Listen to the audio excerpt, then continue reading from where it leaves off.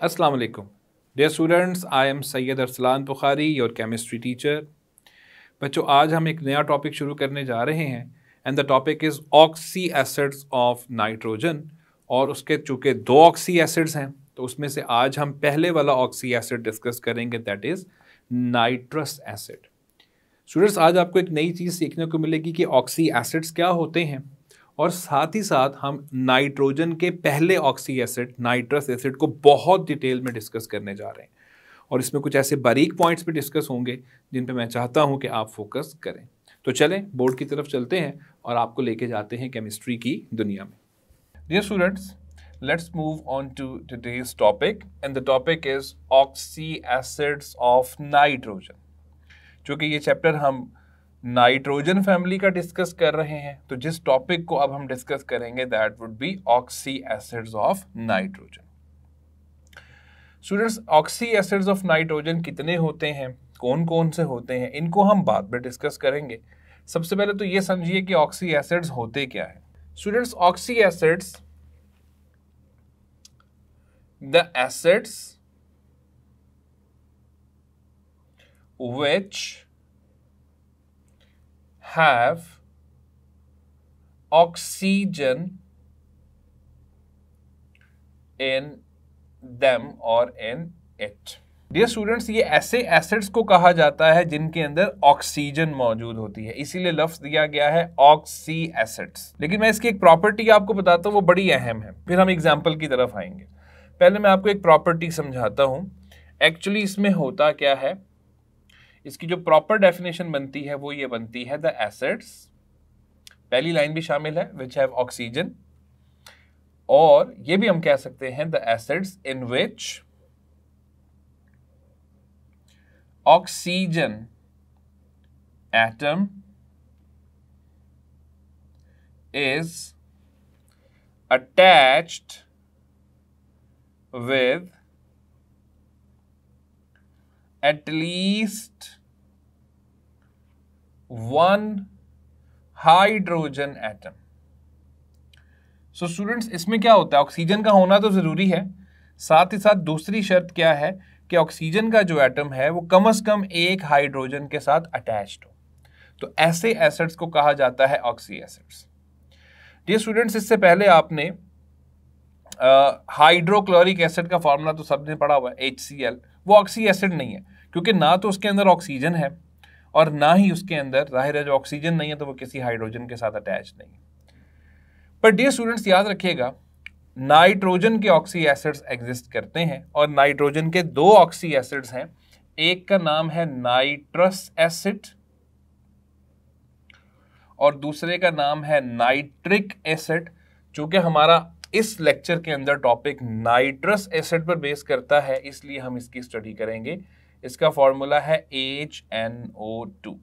Dear students, इसका structure देखते हैं। सबसे पहले जैसे ही हम इसका स्ट्रक्चर बनाएंगे ना तो आपको क्लियर हो जाएगा कि ऑक्सी एसिड क्या होता है और ऊपर लिखी हुई मेरी डेफिनेशन साबित हो जाएगी। अब स्टूडेंट्स, इसमें आप देख सकते हैं कि नाइट्रोजन एक सेंट्रल एटम है, तो हम नाइट्रोजन को यूं ड्रॉ करते हैं और हमने पहले भी पढ़ा हुआ है कि नाइट्रोजन के वैलेंस शेल में 5 इलेक्ट्रॉन्स होते हैं। तो उन 5 इलेक्ट्रॉन्स को मैं यहाँ पे शो करता हूँ कि ये 1 2 3 4 और ये 5। स्टूडेंट्स, इन 5 में से एक ऑक्सीजन के साथ इस तरफ डबल बॉन्ड बनाया गया होता है और चूंकि ऑक्सीजन के पास 6 इलेक्ट्रॉन्स होते हैं इन द लास्ट शेल, तो 2 लॉन पेयर जो होंगे ना बच्चों वो यूं पड़े होंगे। इसी तरह यहां पर एक सिंगल बॉन्ड बनेगा ऑक्सीजन के साथ और चूंकि उसके पास 6 इलेक्ट्रॉन्स होते हैं तो हम 2 लॉन पेयर यहां बना देंगे, 5वां ये इलेक्ट्रॉन और 6ठा यहां पर, और इसके साथ आगे एक हाइड्रोजन हमें नजर आएगा। So dear students, this is the structure of nitrous acid, HNO2। और अब आप देखें जो मैंने ऊपर लिखा है कि acids which have oxygen in them, तो ऑक्सीजन आपको नजर आ गया, और the acids which in which oxygen atom is attached with at least 1 hydrogen. तो आप देख सकते हैं कि ऑक्सीजन और हाइड्रोजन आपस में अटैच्ड है। So dear students, this kind of acid is called as oxy acids. और नाइट्रोजन के दो ऑक्सी एसिड्स एग्जिस्ट करते हैं, एक नाइट्रस एसिड और एक नाइट्रिक एसिड, जिसमें से आज के लेक्चर में हम नाइट्रस एसिड को देखेंगे। So that is the structure of nitrous acid. अब स्टूडेंट्स यहां पर जो ये बॉन्ड्स बने हुए हैं ना, इसमें सबसे छोटी जो वेवलेंथ हमें मिलती है ना, जो सबसे छोटी बॉन्ड लेंथ मिलती है डियर स्टूडेंट्स, वो हमें ये वाली मिलती है। ऑक्सीजन और हाइड्रोजन का जो बॉन्ड है ये शॉर्टर बॉन्ड लेंथ के साथ होता है और इसकी जो बॉन्ड लेंथ है वो तकरीबन 75.4 पाइकोमीटर्स है। डियर स्टूडेंट्स ये वाला जो बॉन्ड है नाइट्रोजन और ऑक्सीजन का डबल बॉन्ड, ये सबसे लंबी बॉन्ड लेंथ के साथ हमें नजर आता है और इसकी जो बॉन्ड लेंथ बनती है, this bond is the longest bond. ये वाला जो बॉन्ड है ना स्टूडेंट्स, ये लॉन्गेस्ट बॉन्ड है। इसकी जो हमें बॉन्ड लेंथ मिलती है वो तकरीबन मिलती है 143.3 पाइकोमीटर्स और इसकी जो बॉन्ड लेंथ हमें मिलती है that is 117.7 picometers. So students structure के साथ साथ मैंने इनकी बॉन्ड लेंथ्स जो है वो भी आपको शो करती हैं। So that is the structure of nitrous acid. तो नाइट्रस एसिड को पढ़ते वक्त सबसे पहले नंबर पे हमने उसके स्ट्रक्चर को देख लिया, उसकी बॉन्डिंग को देख लिया। अब आगे आते हैं स्टूडेंट्स इसकी प्रिपरेशन के ऊपर। तो स्ट्रक्चर के बाद दूसरी चीज हम डिस्कस करेंगे उसकी preparation, that how we can prepare nitrous acid. Preparation of nitrous acid। बच्चों इसको प्रिपेयर करने के दो तरीके आपकी बुक में गिवन है और इससे पहले भी जिन बच्चों ने टॉपिक पढ़ा है उन्होंने देखा है कि जब हम ऑक्साइड्स ऑफ नाइट्रोजन पढ़ रहे थे तो वहां पर भी हमने नाइट्रस एसिड को प्रिपेयर किया था, अगर आपको याद हो। मैं हल्का सा हिंट दे देता हूं, नाइट्रोजन डाइऑक्साइड की हाइड्रेशन याद कीजिए। लेकिन अब जो दो तरीके हम डिस्कस करेंगे वो मैं यहां पर आपके सामने मेंशन कर देता हूं स्टूडेंट्स। इसमें से जो पहला तरीका होगा वो है reaction of N2O3 with water. तो पहला जो है वो है डाई नाइट्रोजन ट्राइऑक्साइड का रिएक्शन वाटर के साथ। यस डियर स्टूडेंट्स, N2O3 जो फॉर्मूला मैंने आपके सामने लिखा है, इसका जो नाम है that is die nitrogen trioxide और जस्ट हमने उसका वाटर के साथ रिएक्शन करवाना है। और एक और बात इनमें रखिएगा स्टूडेंट्स कि ये रिएक्शन आइस टेम्परेचर के ऊपर होता है, यानी 0 डिग्री सेल्सियस के ऊपर हमने ये टेम्परेचर मेंटेन करना इस रिएक्शन के लिए।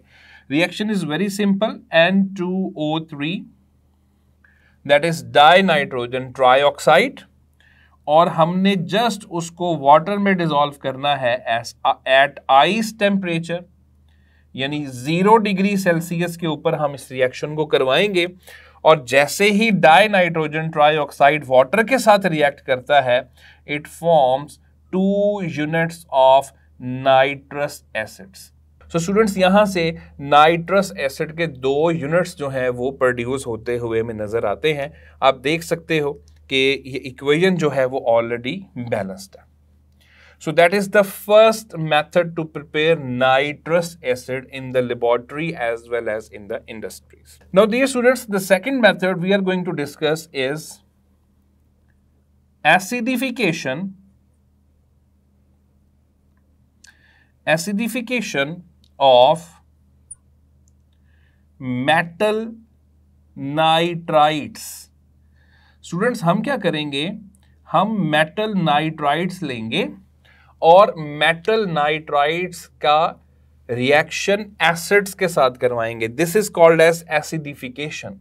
सो हम metal nitrides are the salts, तो नाइट्राइड्स लेंगे मेटल्स के और उनका रिएक्शन एसिड्स के साथ करवाएंगे और इस मकसद के लिए हम आमतौर पे डिल्यूट सल्फ्यूरिक एसिड का इस्तेमाल करते हैं। तो ये तरीका कहलाता है एसिडिफिकेशन ऑफ मेटल नाइट्राइड्स। अब इसमें हम नाइट्राइड कौन सा इस्तेमाल करेंगे, आप फर्स्ट और सेकंड ग्रुप के नाइट्राइड्स यूज कर सकते हैं, जैसे कि आपकी बुक में बेरियम नाइट्राइड इस्तेमाल होता हुआ नजर आया। So barium nitride having the formula BaNO2 whole twice and just we are going to react it with dilute sulfuric acid. Students, one thing to remember is कि यहां पर भी आइस टेम्परेचर ही चाहिए, या तो इन दोनों को ही आप प्रिपेयर करके या लेकर आए 0 डिग्री सेल्सियस पे या बिलो 0 डिग्री सेल्सियस, या overall temperature 0 degree Celsius maintain कर लें, लेकिन बहरहाल इस पर भी जो है वो आइस टेम्परेचर ही होना चाहिए। तो ये रिएक्शन भी आइस टेम्परेचर के ऊपर ही होगा students. Now what is going to be produced? Barium sulphate, so 1 unit of barium sulfate, and along with the production of HNO2 and 2 units of HNO2 will be produced.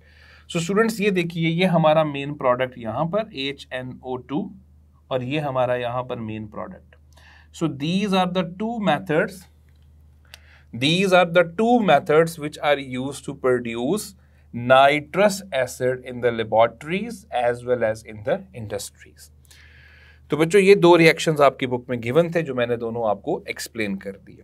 अब चलते हैं reaction के तीसरे part की तरफ और आते हैं इसकी फिजिकल प्रॉपर्टीज पर. So now let's discuss the physical properties of nitrous acid. बच्चों, नाइट्रस एसिड की फिजिकल प्रॉपर्टीज में पहली बात ध्यान में रखिएगा कि it is a weak acid. बच्चों, ये बड़ा वीक एसिड है और इसके वीक एसिड होने का सबूत हमें मिल जाता है इसकी pKa वैल्यू से, and the value for pKa is 3.15. और बच्चों, आपने फर्स्ट ईयर में भी पढ़ा हुआ है कि जिस एसिड की pKa वैल्यू लार्ज मिलती है वो एक्चुअली वीक एसिड होता है. जिसकी हमें कम मिलती है, पर्टिकुलरली माइनस में जाके मिलती है, वो एक स्ट्रॉन्ग एसिड कंसीडर होता है. लेकिन जिसकी हमें पॉजिटिव में और ज्यादा वैल्यू मिलती है वो एक वीक एसिड होता है. So it's pKa value that is 3.15 suggests that nitrous acid will be a very weak acid. Students, it is a monoprotic acid. Students, now what is this terminology that I'm using in front of you people? That is monoprotic acid. Mono means one and protic means proton. So it means monoprotic acid कौन सा हुआ बच्चों? The acid which gives one proton. So when it will be dissolved in water, it is going to produce one proton. तो ऐसे acid को कहा जाता है monoprotic acid. You can clearly see here, dear students, that it has only one hydrogen atom in it. So it is going to produce just one proton. तो ये monoprotic acid कहलाएगा. Unlike H2SO4, which is a diprotic acid, क्योंकि वो 2H produce करता है. तो ये एक monoprotic acid जो है वो कहलाता है. Dear students, इसकी जो MR है, यानी इसका जो मोलेकुलर मास है वो तकरीबन 47 ग्राम पर मोल है. A very important property as far as the nitrous acid is concerned. बेटा, अगर आप इसको प्योर फॉर्म में कहीं पर ऑब्टेन करते हैं अकेले HNO2 को, ये उसमें एग्जिस्ट नहीं करता. I repeat, if you want to produce pure nitrous acid, कोई चीज उसमें शामिल ना हो, आप उसे प्रोड्यूस नहीं कर सकते क्योंकि वो उस फॉर्म में एग्जिस्ट ही नहीं करता. डियर स्टूडेंट्स, याद रखिएगा, ये एग्जिस्ट करता है 3 फॉर्म्स में. इट एग्जिस्ट इन नंबर 1, ये आपको गैसियस फॉर्म में ये एग्जिस्ट करेगा, यानी लिक्विड की फॉर्म में अगर आप प्योर HNO2 रखना चाहते हैं तो वो एग्जिस्ट नहीं करेगा. गैस की फॉर्म में स्टूडेंट्स ये एग्जिस्ट करेगा. पॉइंट नंबर 2, ये एक्वस सॉल्यूशन के अंदर एग्जिस्ट कर जाएगा, यानी ये भी हमने, स्टूडेंट्स याद रखिएगा, ये भी जो हमने इनकी प्रोडक्शन की है ना, ये भी एक्वस सॉल्यूशन में ही है. तो ये एक्वस सॉल्यूशन के अंदर ही प्रोड्यूस हुआ हुआ है, ये भी और ये भी, यानी विदाउट वाटर ये एग्जिस्ट नहीं करेगा, लिक्विड की फॉर्म में एग्जिस्ट नहीं करेगा. तीसरी चीज है स्टूडेंट्स, ये अपने सॉल्ट्स की फॉर्म में एग्जिस्ट करेगा, और याद रखिएगा इसके जो सॉल्ट्स होते हैं वो नाइट्राइट्स होते हैं। सो ये नाइट्राइट्स की फॉर्म में यानी अपने सॉल्ट्स की फॉर्म में एग्जिस्ट करेगा, गैसियस फॉर्म में एग्जिस्ट करेगा, वाटर के साथ मिक्स होके एक्वस सॉल्यूशन की फॉर्म में एग्जिस्ट करेगा, लेकिन ये प्योर फॉर्म में अकेला एग्जिस्ट नहीं करता। ये बात इंपॉर्टेंट है एमसीक्यूज के पॉइंट ऑफ व्यू से, तो प्लीज इसको मार्क कर लीजिए। So these are the physical properties of nitrous acid. बच्चों अब चलते हैं इसकी केमिकल प्रॉपर्टीज की तरफ।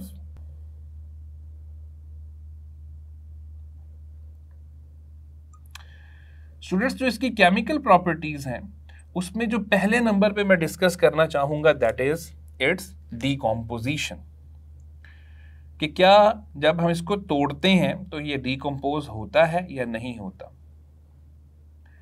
यस डियर स्टूडेंट्स, इसकी डीकॉम्पोजिशन हो जाती है, यानी ये जैसे ही प्रोड्यूस होता है, जैसे आप ये देख लेंगे हमने इसको प्रोड्यूस किया, ये हमने प्रोड्यूस किया, इट इज रिलेटिवली अनस्टेबल। तो ये क्या करता है, ये जैसे ही प्रोड्यूस होता है ये नॉर्मल टेम्परेचर जो आप दे रहे हैं उस टाइम पे, उस नॉर्मल टेम्परेचर पर ही डीकम्पोज कर जाता है। और इसकी डीकम्पोजिशन से क्या बनता है डियर स्टूडेंट्स, वो जरा आप इसकी केमिकल इक्वेशन से अंदाजा लगाएं। It's decomposition HNO2 that is nitrous acid, on decomposition it will be decomposed into water। Students इससे वाटर बनेगा, एज वेल एज इसके साथ बनेगा nitric oxide. Yes, nitrogen oxide या नाइट्रिक ऑक्साइड जो इससे पहले हम पढ़कर आए हैं स्टूडेंट्स, वो इससे बन जाएगा। तो ये इसकी डीकम्पोजिशन है, इसकी डीकम्पोजिशन के नतीजे में हमें ये नजर आ रहा है। लेकिन स्टूडेंट्स याद रखिएगा जो मेन चीज यहां बनेगी ना, that is nitric acid. So students याद रखिएगा कि ये है conversion of nitrous acid into nitric acid. इस तरह आप देखेंगे आसानी से ये टूटकर नाइट्रस एसिड जो है वो नाइट्रिक एसिड के अंदर कन्वर्ट हो जाता है। So that is nitrous acid HNO2 और ये कन्वर्ट हो गया नाइट्रिक एसिड के अंदर। सो ये इसकी कन्वर्जन जरा देखिएगा। और स्टूडेंट्स ये अब इक्वेशन आपको नजर आ रहा है कि this equation is not balance, तो याद रखिएगा इसके 3 यूनिट्स ब्रेक डाउन होते हैं। इसके 3 यूनिट्स जो हैं वो ब्रेक डाउन होते हैं और उसके नतीजे में 1 मॉलिक्यूल ऑफ वाटर प्रोड्यूस होता है, 2 units of nitric oxide produce होता है और 1 unit of nitric acid produce होता है। So this is the balanced equation और ये इसकी डीकम्पोजिशन को शो करता है। So this is the first reaction जिसको हम डिस्कस करेंगे जो हमने किया है, that is the decomposition of nitrous acid, and upon its decomposition as far as it is formed it is converted into nitric acid. Students चलते हैं इसकी नेक्स्ट प्रॉपर्टी की तरफ और वो है reaction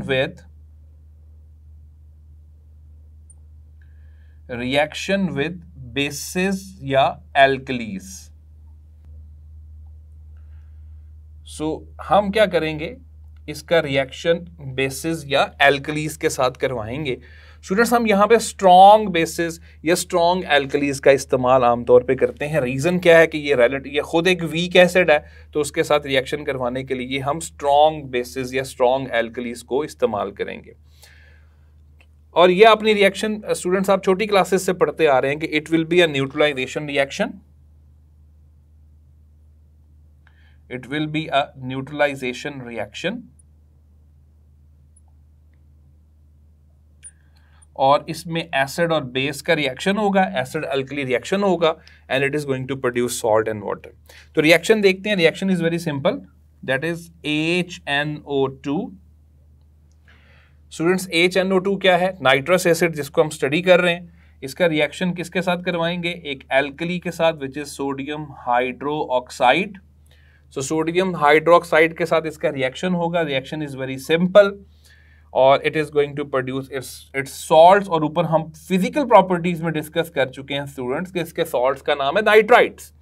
so sodium from the alkali will replace hydrogen in a neutralization reaction to produce sodium nitrite NaNO2 along with the production of water. इसी तरह स्टूडेंट्स अगर इसका रिएक्शन यानी HNO2 का रिएक्शन अगर हम करवाते हैं पोटेशियम हाइड्रोक्साइड के साथ, तो पोटेशियम हाइड्रोक्साइड के साथ भी स्टूडेंट्स सेम रिएक्शन होगा and it will produce potassium nitrite, that is KNO2, along with the production of water. So it will be a neutralization reaction which is going to produce salt and water. और इससे साबित हो रहा है कि ये acid ही है, चाहे एक वीक एसिड है लेकिन बहरहाल एसिड है। तो इसकी ये जो प्रॉपर्टी है वो इसकी acid property, acid chemical reaction हमें नजर आ रहा है, neutralisation reaction when it reacts with bases. अब स्टूडेंट्स नेक्स्ट रिएक्शन की तरफ मूव करते हैं, वो है इसका रिएक्शन विद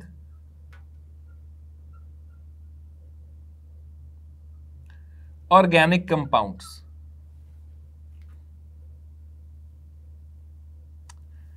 स्टूडेंट्स इसके जो ऑर्गेनिक कंपाउंड्स के साथ रिएक्शन है वो बड़े मजेदार हैं, और इसके जो हम रिएक्शन अब डिस्कस करेंगे वो होंगे अमाइनो बेंजीन के साथ, और एक रिएक्शन होगा यूरिया के साथ। चलते हैं सबसे पहले अमाइनो बेंजीन के रिएक्शन पे। स्टूडेंट्स अगर हम इसका रिएक्शन यानी नाइट्रस एसिड का रिएक्शन, ये मैं लिख रहा हूं HNO2, और इसका रिएक्शन हम करवाते हैं अमाइनो बेंजीन के साथ।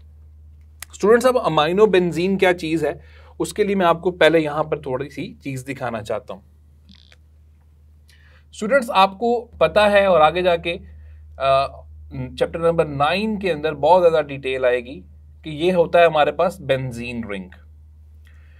इसमें हर कॉर्नर के ऊपर एक कार्बन एटम जो है वो एग्जिस्ट कर रहा होता है, और इस हर कार्बन के साथ एक एक हाइड्रोजन होता है, और इसका फॉर्मूला बन जाता है C6H6। क्योंकि आपको 6 कॉर्नर्स नजर आ रहे हैं, हेक्सागोनल रिंग है और हर कार्बन के साथ एक एक हाइड्रोजन मौजूद है। स्टूडेंट्स क्या होता है कि इसका एक हाइड्रोजन रिमूव होता है और उसकी जगह पे आके जुड़ जाता है NH2। NH2 स्टूडेंट्स आपको पता है कि ये अमाइनो ग्रुप है, तो जब ये NH2 लग जाता है ना तो ये बन जाता है अमाइनो बेंजीन। सो बहुत सारे बच्चों को इसके फॉर्मूले में प्रॉब्लम होती है, इसलिए मैंने स्ट्रक्चर आपको समझा दिया। अब स्टूडेंट्स क्या हुआ, इसके अंदर 6 कार्बन तो आप सबको नजर आ रहे हैं C6, लेकिन पहले हाइड्रोजन 6 थे ना, लेकिन एक हाइड्रोजन निकल गया तो इसके पीछे रह गया C6H5 और साथ में लग जाता है NH2। So that will be the formula of amino benzene. तो रिएक्शन करवा के देखते हैं। HNO2 नाइट्रस एसिड, रिएक्शन करवा रहे हैं C6H5 NH2 यानी अमाइनो बेंजीन के साथ। The reaction is very simple and it is going to produce a compound C6H5OH। Students अभी इसको भी डिस्कस करते हैं। Along with the production of nitrogen gas, तो यहां से नाइट्रोजन गैस जो है वो रिलीज हो जाती है along with the formation of water. अब स्टूडेंट्स जरा इस पे गौर कीजिएगा कि ये जो कंपाउंड हमारे पास बना है ये क्या बना है। आप गौर से देखें कि C6H5 यानी इसका पहला पार्ट वही है जो बेंजीन से बना है, जिसको आप बेंजाइल पार्ट भी कह सकते हैं। बस क्या हुआ स्टूडेंट्स, यहां पर NH2 लगा हुआ था जबकि यहां पे क्या लग चुका है OH। तो याद रखिएगा जब बेंजीन के ऊपर OH लग जाता है ना स्टूडेंट्स तो इसका नाम होता है phenol. So this is a compound which is named as phenol, और फिनोल को कार्बोलिक एसिड कहा जाता था पहले। It is a very good antiseptic. ये जख्मों और ये जो जितने भी इंसानी जिस्म पे कोई एक्सटर्नल वुंड्स होते हैं उन पे जर्म्स को किल करने के लिए हम फिनोल का इस्तेमाल कर सकते हैं। तो फिनोल यहां से प्रोड्यूस हो जाती है, और मेन चीज आप देखें डियर स्टूडेंट्स कि यहां से नाइट्रोजन गैस जो है वो प्रोड्यूस होती है। So this is the reaction of nitrous acid with an organic compound named as amino benzene. Students अब इसका दूसरा रिएक्शन देखते हैं, and that second reaction is between nitrous acid and urea. The formula of urea is NH2 whole twice CO. Students ये मैंने आपके सामने जो फॉर्मूला लिखा है ये यूरिया का फॉर्मूला है, और यूरिया के साथ भी ये रिएक्ट कर जाता है नाइट्रस एसिड, और यूरिया के साथ रिएक्ट करके भी नाइट्रोजन गैस ही प्रोड्यूस करता है। स्टूडेंट्स याद रखिएगा 2 units of nitrogen gas produce होती है along with the formation of carbon dioxide, और यहां से कार्बन डाइऑक्साइड गैस प्रोड्यूस होती है और वाटर मॉलिक्यूल्स प्रोड्यूस होते हैं। स्टूडेंट्स इक्वेशन को बैलेंस करते हैं। इस रिएक्शन के लिए 2 यूनिट्स नाइट्रस एसिड के इस्तेमाल होते हैं, 2 यूनिट्स ऑफ नाइट्रोजन प्रोड्यूस होती है, 1 unit of carbon dioxide along with the 3 units of water.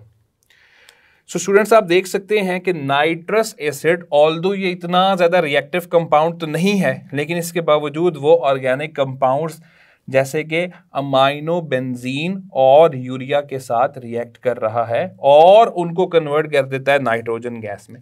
So main चीज़ जो हमारा फोकस होगा वो होगा इस नाइट्रोजन गैस पे कि जो यहाँ से प्रोड्यूस होती हुई हमें नज़र आ रही है। सो डियर स्टूडेंट्स, ये है इसकी 3 केमिकल प्रॉपर्टीज, जिसमें हमने पहले नंबर पर डिकम्पोजिशन पढ़ी, जिसमें हमने देखा कि जैसे ही ये टूटता है, किसी जगह पे आपने इसको बनाया, जैसे ही ये टूटता है it is converted into nitric acid.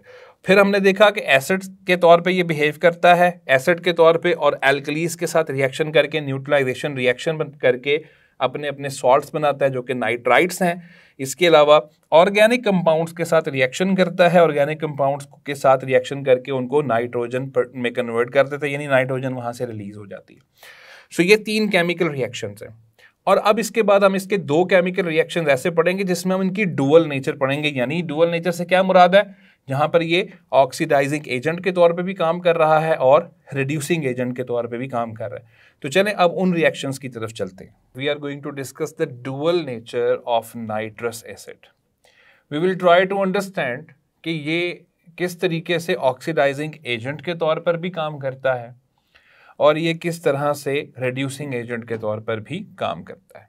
So let's start with the oxidising agent. बच्चों, इसके जो ऑक्सीडाइजिंग एजेंट के साथ रिएक्शंस है ना, वो मैं आपको रिएक्शंस दिखाऊंगा हाइड्रोजन आयोडाइड के साथ, सल्फर डाइऑक्साइड और टिन डाइक्लोराइड, जिसको स्टेनिक डाइक्लोराइड भी कहा जाता है, उसके साथ हम इसके रिएक्शंस को डिस्कस करते हैं।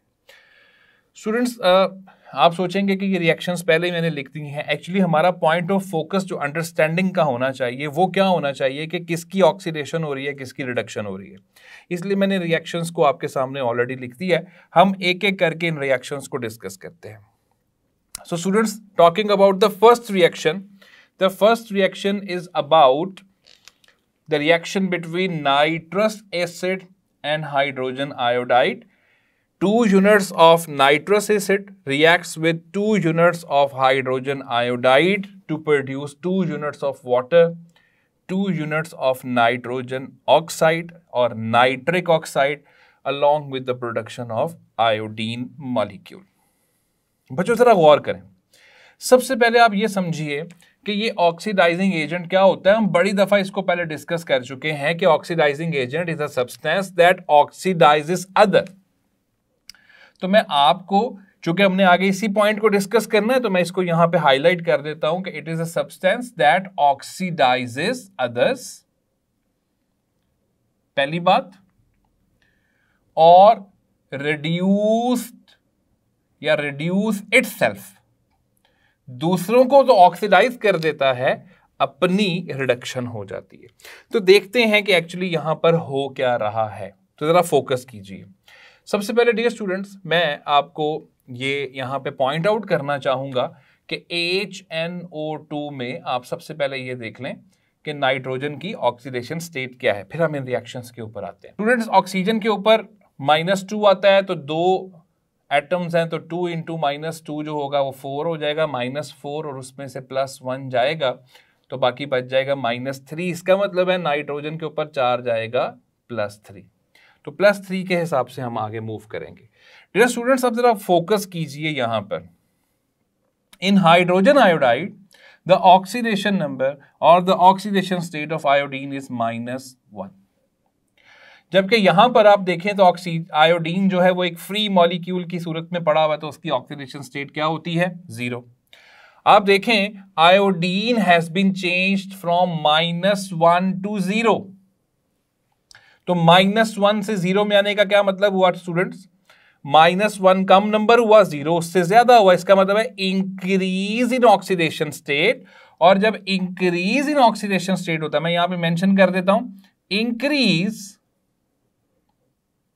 इन ऑक्सीडेशन नंबर, तो मतलब ऑक्सीडेशन। सो स्टूडेंट्स ये तो बात तय हो गई कि हाइड्रोजन आयोडाइड में आयोडीन की ऑक्सीडेशन हो गई है। अब वो ऑक्सीडेशन करवाई किसने है? जाहिर है वो नाइट्रस एसिड ने करवाई है। तो चूंकि ये उसकी ऑक्सीडेशन करवा रहा है तो it will act as oxidising agent. और अब आप ये देखें कि क्या इसकी अपनी रिडक्शन हुई है या नहीं हुई है, तो वो हम चेक कर लेते हैं। आप देखें यहां पर ऑक्सीजन पे चार्ज आएगा -2, एक एटम है, तो नाइट्रोजन पे उस हिसाब से आ जाएगा +2, और नाइट्रस एसिड में +3 है, वो हम पहले ही नोट कर चुके हैं। तो बेटा आप देख लो, +3 से किस में चेंज हो गया? +2 में। तो +3 मतलब ज्यादा, +2 कम, decrease in oxidation state. So students decrease in oxidation state का मतलब क्या होता है? रिडक्शन। तो इसका मतलब है कि दूसरे की तो इसने ऑक्सीडेशन करवाई और अपनी क्या हो गई? रिडक्शन। ये रिएक्शन परफेक्टली ये साबित करता है कि ये ऑक्सीडाइजिंग एजेंट के तौर पर काम कर रहा है। So this is the first reaction which proves its identity as to work as a oxidising agent. Now let's move on to the second reaction. बेटा ये सेकेंड रिएक्शन ये है, this is the reaction between nitrous acid and sulfur dioxide, which produces sulfuric acid, H2SO4 and nitrogen oxide या nitric oxide। अब students ये reaction होता कैसे है, ये 2 स्टेप्स में मैंने आपको दिखाया हुआ है। In the first step, nitrous acid decomposes to produce 1 unit of water, 2 units of nitric oxide and 1 unit of nascent oxygen। Students, ये है nascent oxygen, and you all know very well that whenever a gas is in nascent form, it is a very reactive one। अच्छा, अब ये जो oxygen nascent form में बनी है ना, ये आगे वाटर के साथ मिलकर SO2 की रिएक्शन करता है और SO2 की ऑक्सीडेशन करके उसको कन्वर्ट कर देता है सल्फ्यूरिक एसिड में। तो एक्चुअली ये 2 स्टेप्स में हुआ ना। तो पहले स्टेप में नाइट्रस एसिड ने टूटकर वाटर, नाइट्रिक ऑक्साइड और नेसेंट ऑक्सीजन बनाया। उस वाटर और नेसेंट ऑक्सीजन ने SO2 की ऑक्सीडेशन करके उसको सल्फ्यूरिक एसिड में कन्वर्ट कर दिया। मैंने उन दोनों रिएक्शंस को मिला के कंप्लीट इक्वेशन आपके सामने लिखी हुई है, और वो मैंने बनाई कैसे है कि जो सेम चीजें होती हैं जाहिर है हम उसको काट देते हैं, तो ये दोनों चीजें यहां से कट जाएंगी, बाकी चीजें आप देख सकते हैं कि हम उनको एज इट इज नीचे उतार लेंगे। So the final equation comes out to be 2 units of nitrous acid reacts with 1 unit of SO2 to produce 1 unit of sulfuric acid and 2 units of nitric oxide। अब students focus कीजिए कि यहां पर हमने पढ़ा कि इसकी +3 है और ये ऊपर वाले मुताबिक यहाँ +2 है, तो ये तो हमें रिडक्शन होती हुई साफ नजर आ रही है। तो देखना यह है कि ये उसकी ऑक्सीडेशन कर रहा है या नहीं कर रहा, तो उसको हम देख लेते हैं स्टूडेंट्स, वो क्या है। यहां पर आप देखें स्टूडेंट्स के ऑक्सीजन के 2 एटम्स हैं, मतलब -4, तो उस हिसाब से देखा जाए तो सल्फर के ऊपर चार्ज आएगा +4, और यहां पर H2SO4 में you all know very well कि सल्फर के ऊपर चार्ज होता है +6। सो स्टूडेंट्स आप देख सकते हो कि +4 से ये चेंज हो गया +6 के अंदर। सो फ्रॉम +4 टू +6 मतलब increase in oxidation state and increase in oxidation state और oxidation number means oxidation। So इस reaction में भी हमें नजर आ रहा है कि nitrous acid is acting as oxidizing agent. It is oxidizing SO2 to form sulfuric acid while it gets reduced from +3 to +2। तो ये हमें साफ नजर आ रहा है। ऊपर वाले रिएक्शन में मैं इसको मार्क कर चुका हूं, इसलिए मैं यहां पर इसको मार्क नहीं कर रहा। नाउ स्टूडेंट्स अगला रिएक्शन आप देखें, the reaction is between nitrous acid and HCl, यानी ये आप समझ लीजिए कि ये हमने एसिडिफाइड यूज किया है, ठीक है। तो ये हमने एसिडिफाइड यूज किया है। एसिडिफाइड यूज करने का मतलब है एसिड के अंदर मिक्स करके हमने इसको यूज किया है SnCl2 को। तो nitrous acid with acidified SnCl2 and it produces H2O यानी water, SnCl4 and 2 units of nitrogen oxide. ये स्टूडेंट्स चूंकि ये इक्वेशन अभी बैलेंस नहीं है, तो in order to balance the equation हम यहाँ पे 2 लगाएंगे ताकि क्लोरीन जो है वो हमारे पास बैलेंस हो जाए। 4 हैं तो यहाँ से 2 आएंगे और यहाँ से 2 आएंगे, एंड 2 यूनिट्स ऑफ HNO2 वो भी हम लोग यहाँ पे प्रोड्यूस होते हुए देख रहे हैं। अब रह जाता है हमारे पास सिर्फ ऑक्सीजन। सो हम ऑक्सीजन को बैलेंस करने के लिए स्टूडेंट्स जैसे ही यहाँ पे 2 लगा देंगे, the whole equation gets balanced. अब फाइनल इक्वेशन क्या निकल रही है देख लीजिए, 2 units of nitrous acid, 2 units of HCl and 1 unit of stannic dichloride और tin dichloride produces 2 units of water, 1 unit of SnCl4 that is stanic tetrachloride and NO। तो बच्चों ऊपर वाली बात तो हमें साफ नजर आ गई कि यहां पर तो ये है +3 की फॉर्म में और कन्वर्ट हो रहा है +2 की फॉर्म में। तो डिक्रीज इन ऑक्सीडेशन स्टेट होती नजर आ रही, मतलब रिडक्शन होती हुई नजर आ रही है। एक चीज प्रूव हो गई कि it is acting as an oxidising agent, क्योंकि अपनी रिडक्शन हो रही है ना, तो सामने वाले की ऑक्सीडेशन करवाएगा। अब हमने ये देखना है कि असल में ये ऑक्सीडेशन करवा किसकी रहा है। स्टूडेंट्स आप जरा फोकस कीजिए यहाँ पर टिन पे। टिन पे जब हम फोकस करते हैं तो हमें पता चलता है क्लोरीन या -2 है, जाहिर -1 × 2 -2 होगा, तो टिन के ऊपर चार्ज आएगा +2। Whereas on the right hand side in the form of SnCl4, Sn has +4 charge. So we can clearly see that is the increase in oxidation state और +2 से +4 में जा रहा है। सो जो इंक्रीज होता है इन ऑक्सीडेशन नंबर और oxidation state, that clearly means oxidation. इसका मतलब है कि यहाँ पर ये हमें ऑक्सीडेशन होती हुई नजर आ रही है। So students these are the 3 reactions in which it has been proved that nitrous acid is acting as an oxidising agent. अपने सामने मौजूद हाइड्रोजन आयोडाइड को आयोडीन में कन्वर्ट कर दिया, SO2 को सल्फ्यूरिक एसिड में और SnCl2 को SnCl4 में कन्वर्ट कर दिया। स्टूडेंट्स ऐसा ही कुछ रिएक्शन हमें, यानी ये जो रिएक्शन मैंने आपके सामने लिखा हुआ है, मैं यहाँ पे मार्क करके आपको बता देता हूँ कि यही रिएक्शन फेरस सल्फेट के साथ भी हमें मिल जाता है ना, और फेरस सल्फेट जो होता है वो कन्वर्ट हो जाता है फेरिक सल्फेट के अंदर। तो इससे पहले हम रिएक्शन कुछ टॉपिक्स में पढ़ चुके हैं, एक रिएक्शन जिसमें हमने फेरस सल्फेट से फेरिक सल्फेट में हम कन्वर्ट हुए थे। तो याद रखिएगा HNO2 के अंदर भी, यानी नाइट्रस एसिड के अंदर भी ये कैपेबिलिटी मौजूद है कि वो फेरस सल्फेट की भी ऑक्सीडेशन करवा सकता है। तो ये फेरस सल्फेट यहाँ लिखने का मतलब क्या है कि this reaction can also apply on ferrous sulphate and ferrous sulphate on oxidation will be converted into ferric sulphate. So these are the reactions along with an additional reaction which proves कि ये oxidising agent है। अब चलते हैं दूसरे हिस्से की तरफ, इसकी दूसरी नेचर देखते हैं कि जब ये रिड्यूसिंग एजेंट के तौर पे काम करता है तो ये क्या है। स्टूडेंट्स इसमें जो पहला रिएक्शन मैंने आपके सामने लिखा हुआ है वो तो है एसिडिफाइड KMNO4 के साथ। तो ये आप देखिए कि ये मिक्सचर जो है ये कहलाता है एसिडिफाइड KMNO4, एसिडिफाइड पोटेशियम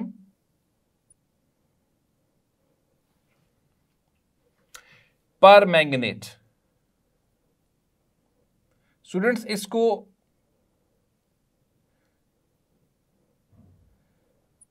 इसको एसिडिफाइड पोटेशियम परमैंगनेट भी कहा जाता है, इसको एसिडिफाइड पोटेशियम मैंगनेट भी कहा जाता है, और उसमें हम साथ में 7 का वर्ड लगा देते हैं और वो आपने पढ़ा है कि वो उसकी ऑक्सीडेशन स्टेट को शो करता है। सो अब ये हमें आमतौर पे वायलेट या ब्लू से कलर का लेबोरेटरीज के अंदर मिलता है। अब हमने ये देखना है कि क्या इसकी डीकलराइजेशन होती है या नहीं होती है। स्टूडेंट्स याद रखिएगा, when acidified potassium permanganate is added in nitrous acid it is decolourised. Decolourise का मतलब है रिएक्शन हो जाता है। रिएक्शन होने का मतलब क्या है कि इसकी यानी एसिडिफाइड पोटेशियम परमैंगनेट की रिडक्शन हो जाती है, और वो रिएक्शन हम अब साबित करके देखते हैं कि रिडक्शन कैसे होती है। सबसे पहले आप रिएक्शन को देखिएगा, 2 units of potassium permanganate and 3 units of sulfuric acid reacts with 5 units of nitrous acid, और जैसे ही रिएक्शन होता है 1 unit of potassium sulfate is produced, 2 units of manganese sulphate. Students MnSO4 का मतलब है manganese sulphate. 3 units of water and 5 units of nitric acid are produced. सबसे पहले तो आप रिएक्शन को देख लीजिए, फिर हम आते हैं कि किसकी ऑक्सीडेशन हुई, किसकी रिडक्शन हुई। आप जरा गौर कीजिए कि कन्वर्जन किसकी हो रही है, जरा देखिएगा। एसिडिफाइड KMnO4 है, KMnO4 is converted into potassium sulfate and manganese sulfate separately, and nitrous acid is converted into nitric acid। ये हमें नजर आ रहा है। अब देखते हैं किसकी ऑक्सीडेशन हुई है और किसकी रिडक्शन हुई है। बच्चों हमारा फोकस सबकी ऑक्सीडेशन स्टेट्स के साथ तो नहीं है, जो सिर्फ चेंज हो रही है मैं सिर्फ उनकी ऑक्सीडेशन स्टेट्स आपको दिखा देता हूं। Mn मैंगनीज की ऑक्सीडेशन स्टेट है +7 इन KMnO4। KMnO4 में उसकी ऑक्सीडेशन स्टेट निकलती है +7, जबकि यहां पर उसकी ऑक्सीडेशन स्टेट होती है +2। स्टूडेंट्स ये +2 कैसे आ गई? क्योंकि आपको पता है SO4 as a whole SO4 पे -2 होता है, तो Mn के ऊपर +2 आ जाएगा, और यहां पे जब आप निकालेंगे तो आपको +7 नजर आएगी। अब जरा गौर कीजिए कि +7 हैज बीन कन्वर्टेड इनटू +2, तो +7 से +2 में जाने का क्या मतलब हुआ बच्चों? मतलब decrease in oxidation state, decrease in oxidation number means reduction. इसका मतलब है कि nitrous acid is acting as a reducing agent, क्योंकि वो सामने आने वाली चीज को क्या कर रहा है? रिड्यूस कर रहा है। अब क्या इसकी अपनी ऑक्सीडेशन हो रही है? हमने इस चीज को भी नोट करना है। तो चूंकि हम डिसाइड करके आ चुके हैं पहले कि इसमें +3 चार्ज है, नाइट्रस एसिड में नाइट्रोजन की ऑक्सीडेशन स्टेट +3 है, तो देख लेते हैं कि नाइट्रिक एसिड में कितनी है। स्टूडेंट्स यहां पे 3 एटम्स हैं ऑक्सीजन के, -2 के हिसाब से हो जाएगा -6, उसमें से हाइड्रोजन का +1 कैंसिल होगा तो -5, इसका मतलब है नाइट्रोजन के ऊपर चार्ज आएगा +5। Yes students, we can clearly see that it is being changed from +3 to +5। So +3 से +5 में जाने का मतलब क्या हुआ बच्चों? इंक्रीज इन ऑक्सीडेशन नंबर या oxidation state, and which means oxidation. So ये बात आपने ज़हन में रखनी है बच्चों कि यहां पर इस रिएक्शन में nitrous acid is being oxidised और दूसरे वाले को रिड्यूस कर रहा है। इसका मतलब है it is acting as a reducing agent. Students चलते हैं दूसरी रिएक्शन की तरफ। जो दूसरा रिएक्शन है that is its bromine water test.